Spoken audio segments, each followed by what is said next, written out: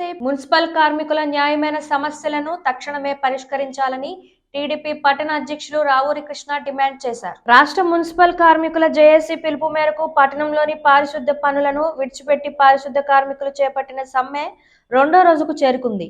గురువారం వీరికి టీడీపీ జనసేన నాయకులు సంఘీభావం తెలిపారు. మున్సిపల్ కార్యాలయం వద్ద జరుగుతున్న దీక్షా శిబిరాన్ని సందర్శించారు. ఈ సందర్భంగా టీడీపీ నాయకురాలు పగడం సౌభాగ్యవతితో కలిసి రావూరి కృష్ణ మీడియాతో మాట్లాడారు.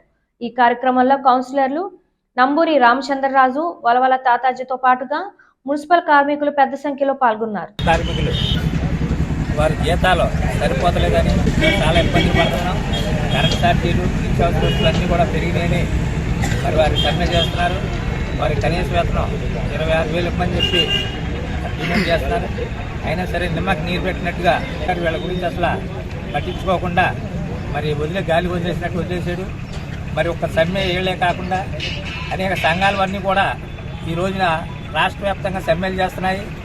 ఈరోజు జేఏసీ తరఫు నుంచి మున్సిపల్ కార్మికులు చేస్తున్నటువంటి సమ్మెకి మా పట్టణ టీడీపీ తరఫున మా సంపూర్ణమైనటువంటి మద్దతును తెలియజేస్తున్నాం. కనీస పనికి కనీస వేతనం అనేది డాక్టర్ బిఆర్ అంబేద్కర్ గారు రాజ్యాంగంలో మనకు కల్పించినటువంటి హక్కు. ఆ హక్కును సాధించుకోవడం కోసం ఈ రోజు వీళ్ళు ఇక్కడ మరి నిరాహార దీక్ష కూర్చున్నారు. ఈ యొక్క సమ్మెని విజయవంతం చేయాలని చెప్పేసి మేమందరం కూడా కోరుకుంటున్నాం. వాళ్ళు బయటికి వెళ్లకుండా మరి ఒక్కరోజు కూడా వాళ్ళు బయటికి రాకపోతే రోడ్ల మీద మనం తిరగలేమండి. కరోనా టైంలో కూడా ప్రాణాలు వడ్డి మనకు సేవలు చేసినటువంటి వాళ్ళు మున్సిపల్ కార్మికులు. మన గవర్నమెంట్ వచ్చిన తర్వాత వీళ్ళ యొక్క కోరికలు, డిమాండ్లన్నింటిని కూడా తీరుస్తామని చెప్పేసి పట్టణ టీడీపీ పార్టీ తరఫు నుంచి మేము తెలియజేస్తాం. ఈ వార్తలు ఇంతటితో సమాప్తం. నమస్కారం.